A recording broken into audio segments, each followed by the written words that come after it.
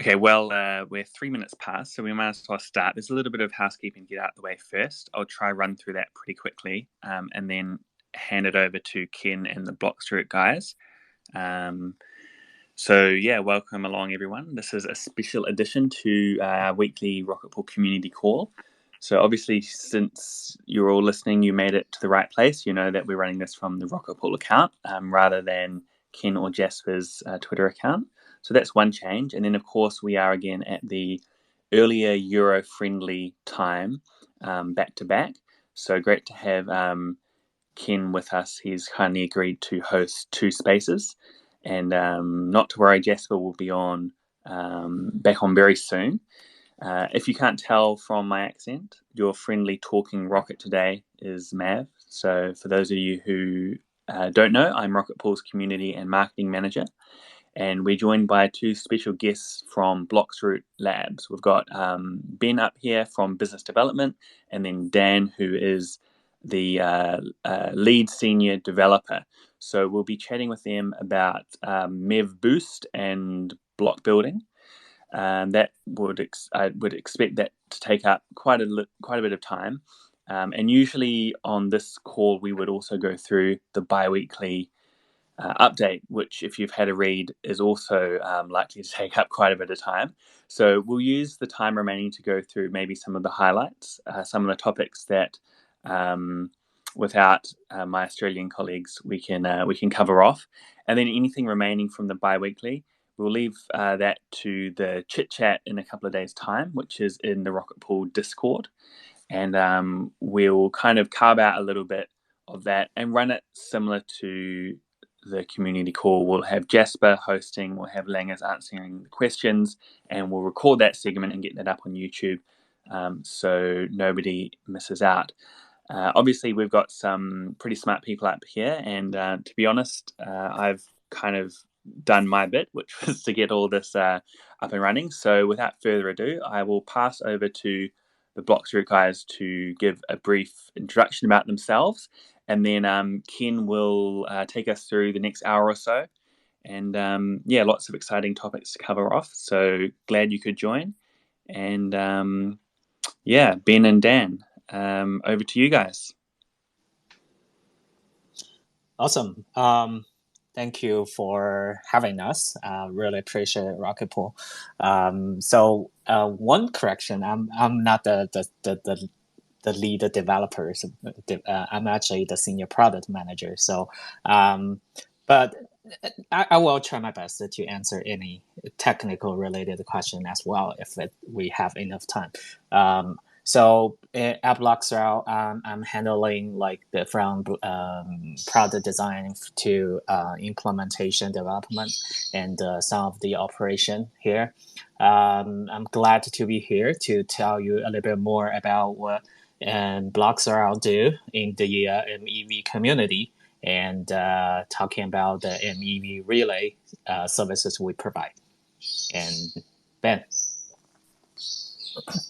Yeah, pleasure to be here with you guys. I work on the business and development end of things, and I'll be here to answer any additional questions that Daniel passes off to me. Well, excellent, Ben and Daniel. It's very nice to meet you. My name's Ken, and I'm a first and foremost a Rocket Pool node operator, as well as a community member that gets to kind of host these calls. And one of the things that I thought would be very helpful on today's call is, many of our node operators are just now really exploring or engaging in MEV and understanding what it means to be the block proposer. But can you just take a step back and explain us, like we're 5, what MEV is, and in particular what bloXroute's role is in the process? Sure, absolutely. So MEV, initially everybody called this miner's extractable value, due to the fact that during the POW period, this function can be only done by those miners. Nowadays, it's called maximum extractable value. Demonstrate how much ETH profit can be not necessarily ETH profit, but like the cryptocurrency profit can be generated through the block proposing process. So if you are interested in, and I know there's a lot of mystery about this stuff, and it's pretty niche market, I would say. There's a lot of good resource out there, especially from one of our best partner, Flashbots. There's a lot of articles, scholar contents over there, so you can find. Just go to Flashbots' website, you can find those contents. Not today's, we are mainly talking about like the new supply chain of the MEV post merge. So I think one particular things what we want to talk about is the MEV relay. Why we are doing this, and what is the purpose of having the MEV relay in this supply chain. So if you think about the MEV, it's first start with a user submitted a transaction, right?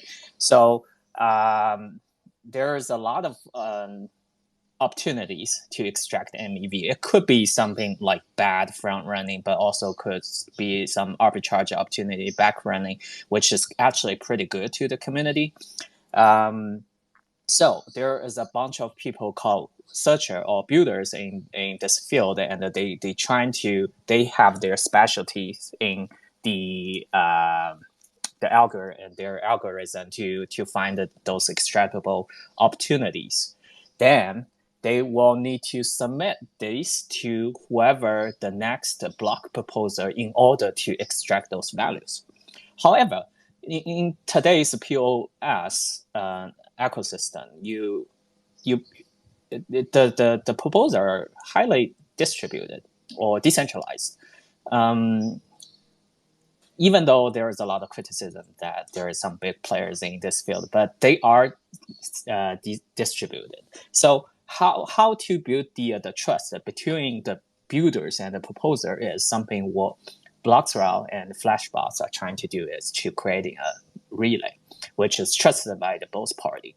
Otherwise, there's a lot of other potential issue like MEV stealing or those kind of situation could be happens between if the builders and the proposer communicate directly. So that's why initially Flashbots and bloXroute introduced this MEV relay in order to help the community to generate MEV and to distribute the revenue, the profit in a fairly manner. I don't know if that helped you to get a general idea about this supply chain. And yeah, go ahead, Ken.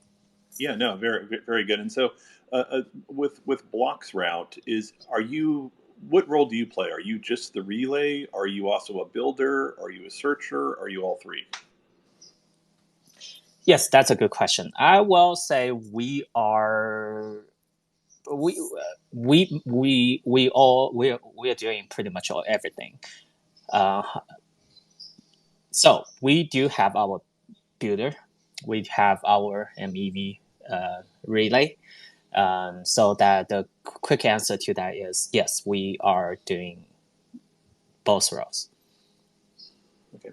And can you help maybe explain something you may not know, but in our Rocket Pool software, we can actually just check a box, right, to join any one of three bloXroute relays, and they're named the ethical relay, the maximum profit relay, and the regulated relay. Can you explain the differences on each of those names and what do they mean?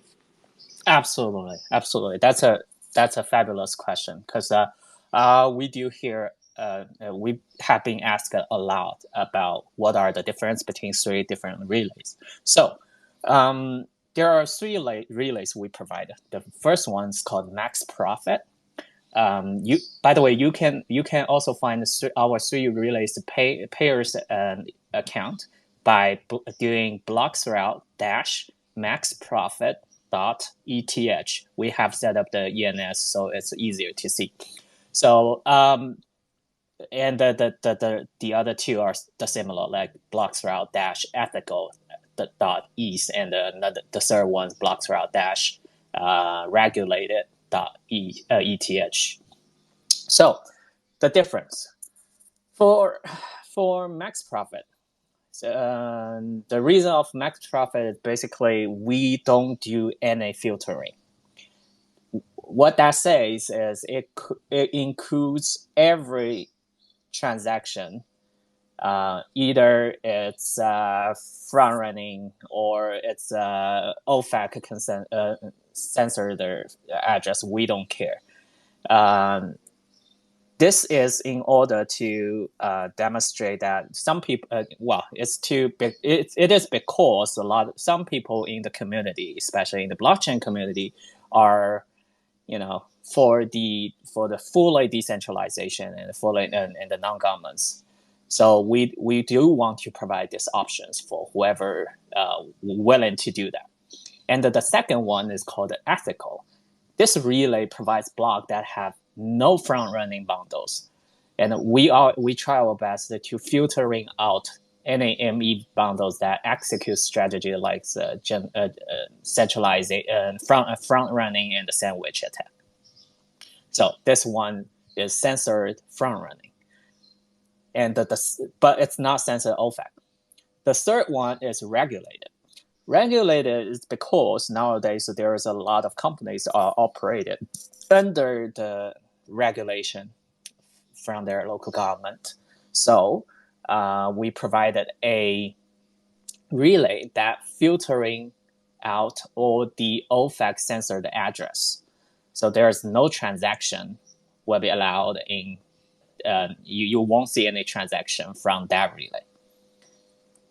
But that will not censoring the front running or other behaviors. So those are the difference. Oh, excellent! Thank you very much for that kind of explanation there.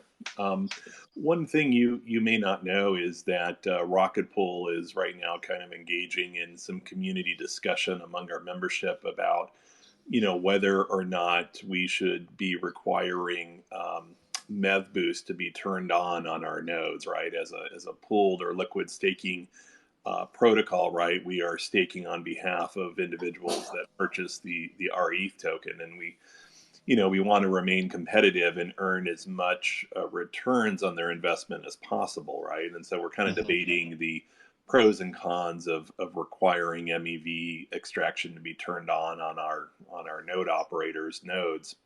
Can you maybe share your perspective about a couple of questions here that might help us evaluate what we want to do? And the first question is, do these relays, do they pose a centralizing risk? Is by using a relay, are we starting to decentralize Ethereum or centralize Ethereum? Okay, that's a good question. So, all right. So, Vitalik proposed what we call the builder and proposer separation. One of the reasons why we talk about that is because the argument of centralization. We all know that we encourage or we want the Ethereum to be decentralized, right? However, the fact is, doing MEV, it's a very specialized job.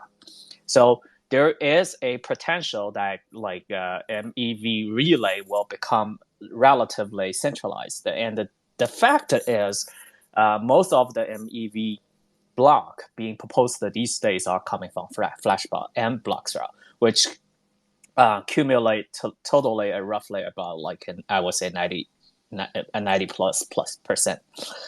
So if that means it's a centralization, it's actually no, because we encourage the existence of relay is simply to build the trust between two decentralized parties, which are the builders and the proposer. So we just trying to bridge the gap between these two parties where they are also fully decentralized. we encourage this builder to be more decentralized, and the proposers on the other side are also very decentralized. So if we look, this supply chain in general is still decentralized. We won't be able to control what our builders are building and what the proposers are going to choose from. So I won't say it will be centralized. And both Flashbots and the bloXroute are encouraging any other parties or new entities to enter in this field to provide other MEV relays as well. Because when we talk to customers, we always told them connect to as many relays as possible if you can, and in order to get the best result and the best yield for yourself and also for the decentralization.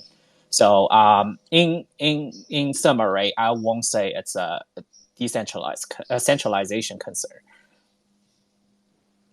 Okay, so the argument is that the relays are basically neutral, right? That as long as there's a set of relays to choose from, you have options, and the builders are independent and decentralized, and the proposers are independent and decentralized, and so all things taken together, it's still a very decentralized method. It doesn't pose a centralizing risk.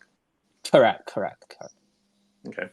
What about the reliability-ness of these relays, right? I mean, if we're thinking about making it mandatory that we enroll in them, I've noticed, many of us have struggled a little bit, especially the Besu users among us.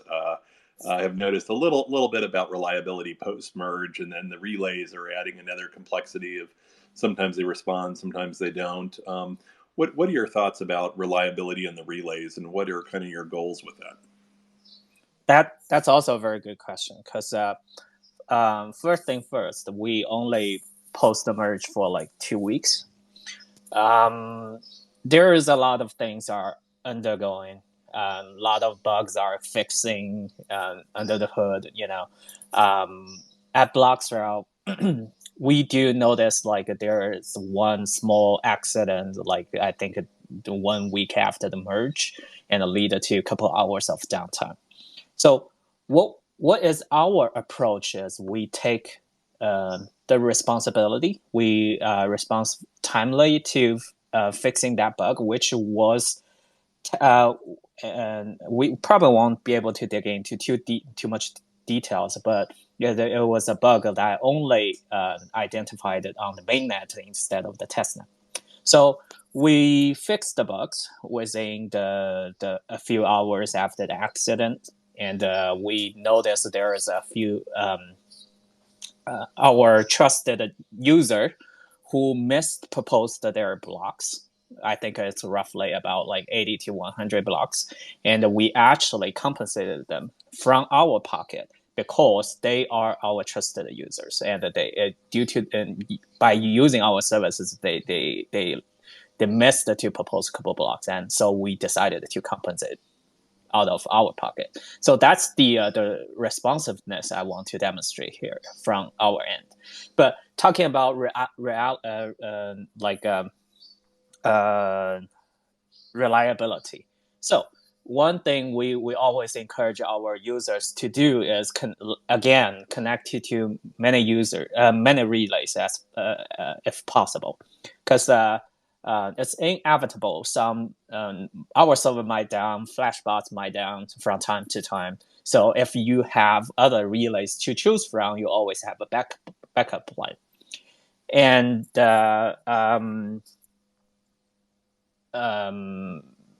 I'm pretty sure everybody, especially bloXroute, and are trying our best to provide, the strong infrastructure,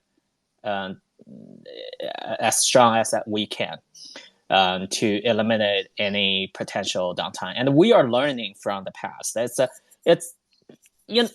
people saying the entire blockchain industry is new, and the post-merge stuff is even newer, like a lot of things we even though we had went through the Raptornet merge, like other shadow forks, like we tested it again and again, but there's always something unexpected could happen.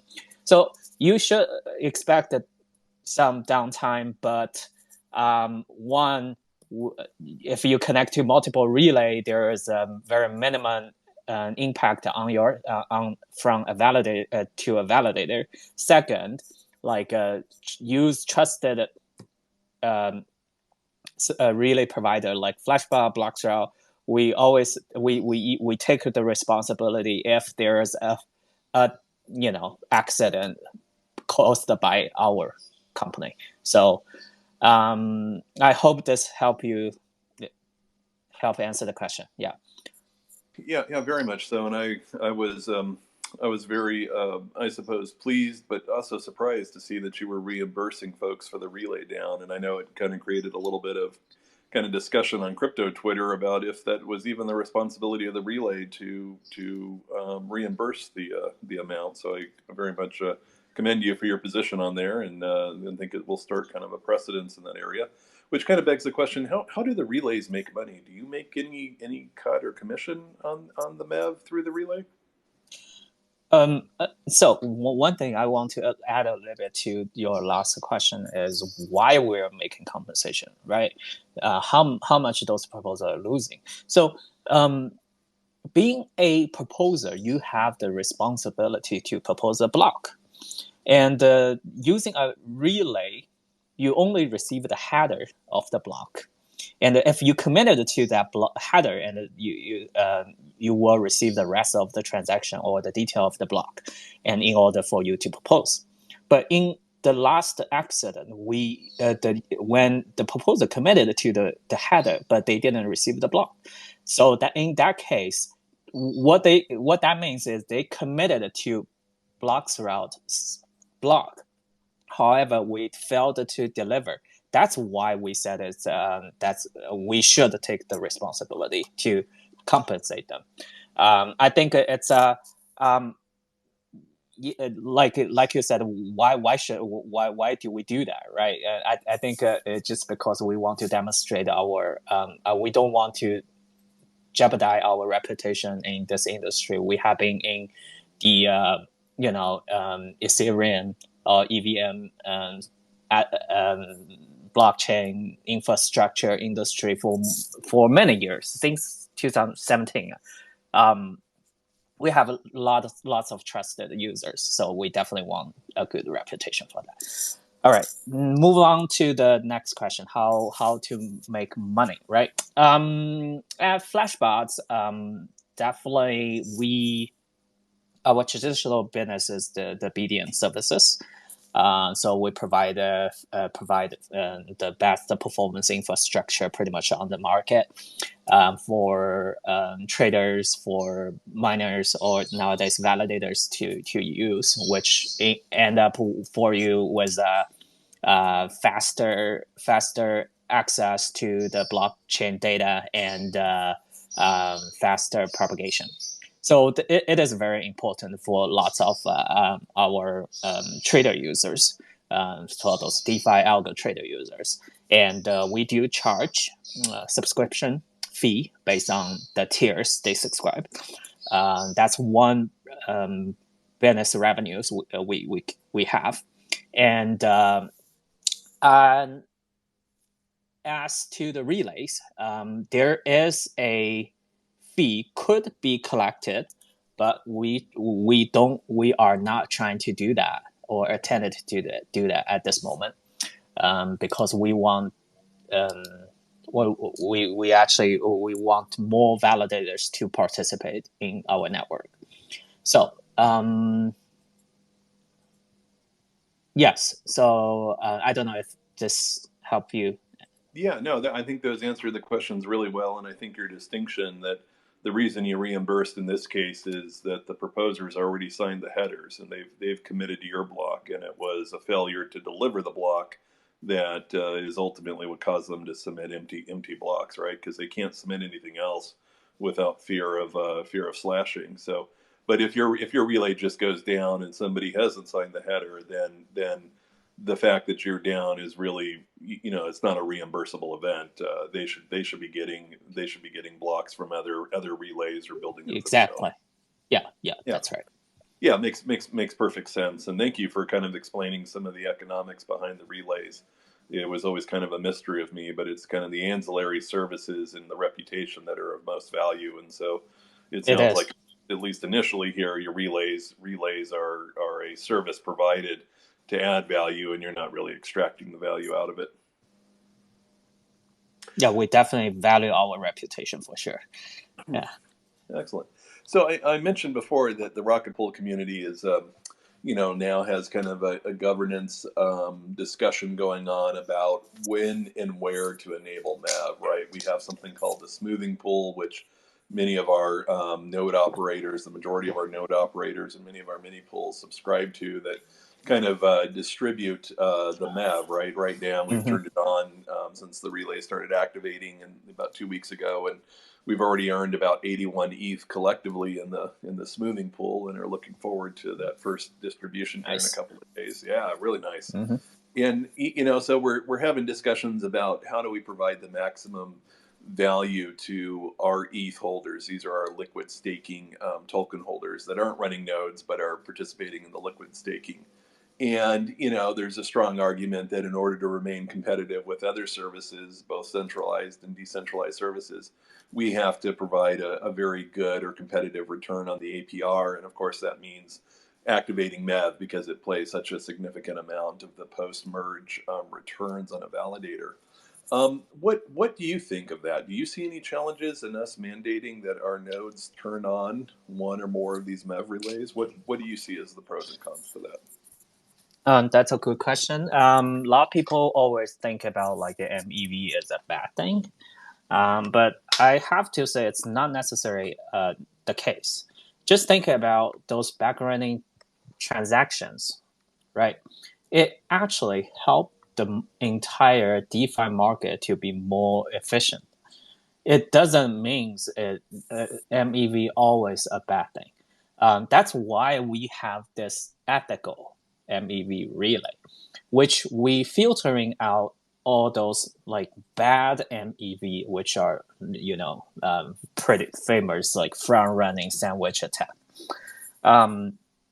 These things are we trying to avoid, and this relay can be used by like entity or DAO or whatever communities like yours, because one, to be competitive, you definitely want a higher yield. To enable MEV definitely help your yield.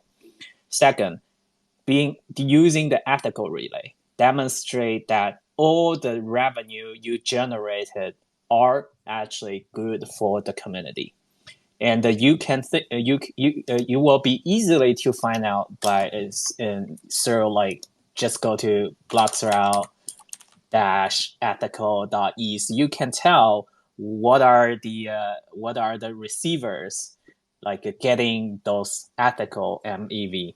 So that's also a good way to demonstrate you are being, trying to be the good guys in the ETH community. I think that will help you guys to make the decision, like to turn on the MEV. So again, I just want to emphasize that not every MEV are necessarily bad. Sometimes it just helps the entire ecosystem to be more efficient. Just think about in the Wall Street, why there is market makers, and are they always bad? There, people are always thinking like a Wall Street or the Wolf of the Wall Street, they are bad guys, but it's because the existence of all those traditional financial institutions over there, they make the nowadays this this huge financial system to running efficiently. So yeah. Well, thank you very much for kind of that reasoning and justification. I mean, it's one of those things where I think we're trying to debate and understand, and so any perspective you share, I think, is very very helpful to our community.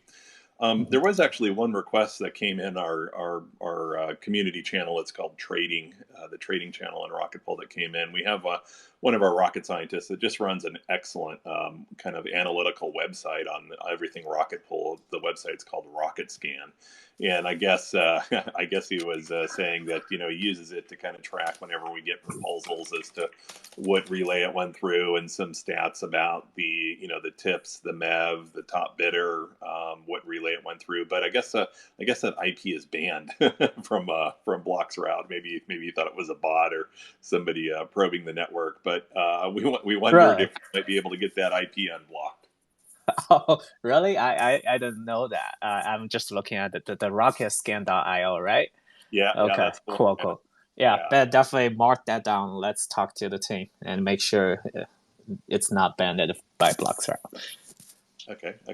And I've got one last prepared question, and I'd like to kind of open it up to any members that are on the call here and trading to either post a question or ask it. But a couple last questions from my list here is one of the reasons that I think we're needing relays is we don't have a way to ascertain whether or not somebody is stealing their own MEV and not sending it to the smart contract fee recipient addresses we have that share it equally with our liquid staking partners. And so, but by using a relay, right, and the analytics that they provide, we can actually see that indeed their bid payment, what I call the proposer payment value (PPV), was indeed sent to one of our smart contracts that distributed fairly among the Rocket Pool folks that earn a share of that. But we've always kind of debated about the ethicalness of MEV, and I do like your thought about if we run the ethical relay, all we're doing is rebalancing the markets, right? We're actually providing a service. But is there any interest in bloXroute in running a no MEV relay, kind of a fair ordering relay, if there could even be such a thing?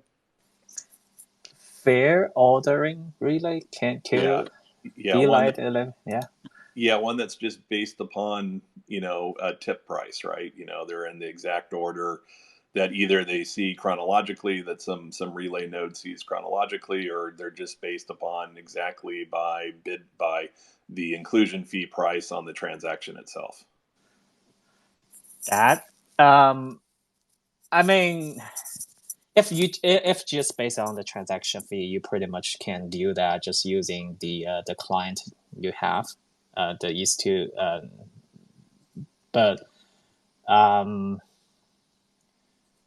that's a good question. I mean, it's definitely durable, but right now we don't have a plan for that yet. Just be honest with you.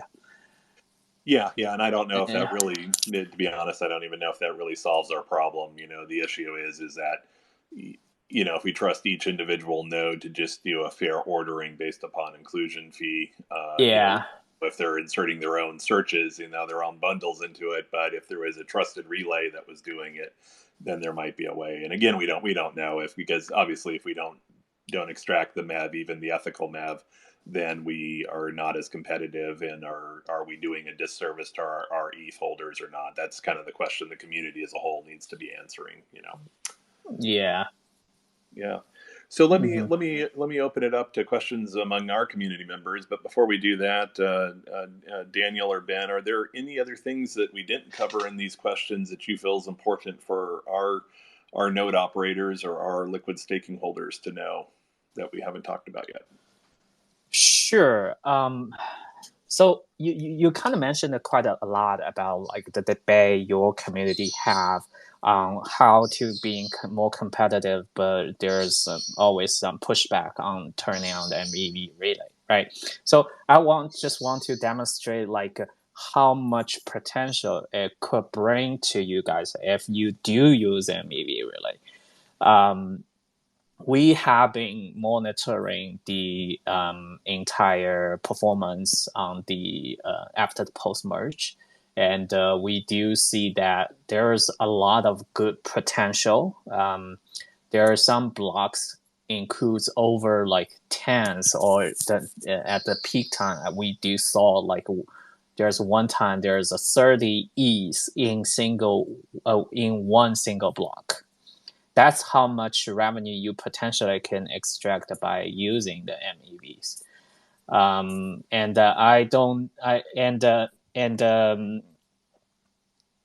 And again, I want to emphasize this, like try to use both MEV from bloXroute and Flashbots. We do see from time to time the validator only connected to Flashbots and lose some potential like MEV opportunity up to like 10 ETH. We just saw those like a couple of days ago, like a couple of times. You probably will see like 1 or 2 times at least from a day, roughly about like 10 ETH opportunity. So that's how much revenue potentially you guys can generate by doing that. Right now, the Flashbots and the bloXroute contribute are definitely the two service provider on the market. We contribute like I said, combined over like 90-ish% of all the MEV booster block. So yeah, just to let you know, those are the facts. You guys have to decide eventually if you want to do or not. Yeah. No, thank you for sharing those facts with us. And I think that's indeed the point where we're kind of at, is we're, trying to understand as much as we can. So hopefully we choose the best decision for the protocol as a whole. But yeah, we are very, very knowledgeable about we've been calling them the lottery blocks. Those very rare but very lucrative blocks. And in fact, that's one of the things I think many of the folks have been very much enjoying the past couple of weeks with the smoothing pool, because although we forego the winning the lottery, we benefit from the collective win of the smoothing pool, and that's been fun. I think the biggest block it's got so far is just a little over 6 ETH, I believe it was, that we hit within a couple of days after the merge. Yeah, that's a lot. Yeah. Awesome. Yeah. That Ben, do you have anything else to add on? No, nothing that comes to mind at the moment. Yeah, I'm on this call here. I don't know. I might have to ask Mav if he sees anybody with their hands up. I didn't see any. Oh, wait a minute. There is a question here coming through in trading here. Yeah, perfect. Is there any research on how MEV will impact or cross over in multi-layer twos in a multi-oracle world?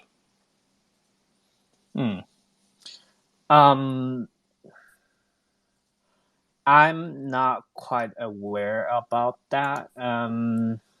There's a lot of, actually you might find some articles from Flashbots. I do remember during one of the event hosted by Flashbots, they talking about like cross median or cross platform MEV MEV opportunities. So there are for sure, but I personally didn't got too much opportunity to dig in that particular field. So yeah, sorry about that. Yeah, no, I think it's that's the interesting thing, is I think we're kind of, as they say, at the frontier of so many things. At the edge of knowledge is known, right? I don't know what multi or cross layer 2 MEV looks like. Does it have to route through layer 1? What happens between cross-chain MEV and who gets the value out of it. There's just so many things in this ecosystem that are new and opportunities that are opening that I think it's going to be a brave new world to explore here. Agree. Yeah. So I don't think I see any other questions, unless there's anybody with their hand up. I'm just a speaker, not a co-host, so I can't see who else is asking, but maybe Mav can chime in. No, I don't see anyone else, Ken. By the way, I do remember one thing I probably want to mention is we did talk about like bloXroute does charge subscription fee for our users, but it's mainly for the traders. and we actually won't gonna charge fees for validators who want to connect it to us. So just for the record. Yeah, perfect. Oh, excellent. Thank you very much. Yeah. Mm-hmm. Well, Danielle, Ben, it has been an absolute pleasure to have you on the call here to explain bloXroute and help us be educated a little bit more about MEV and all that's there. So I really appreciate you guys taking the time out of your very busy schedule to come join our community call today. We are so glad to be here. And yeah, it's really been a pleasure. Thank you so much.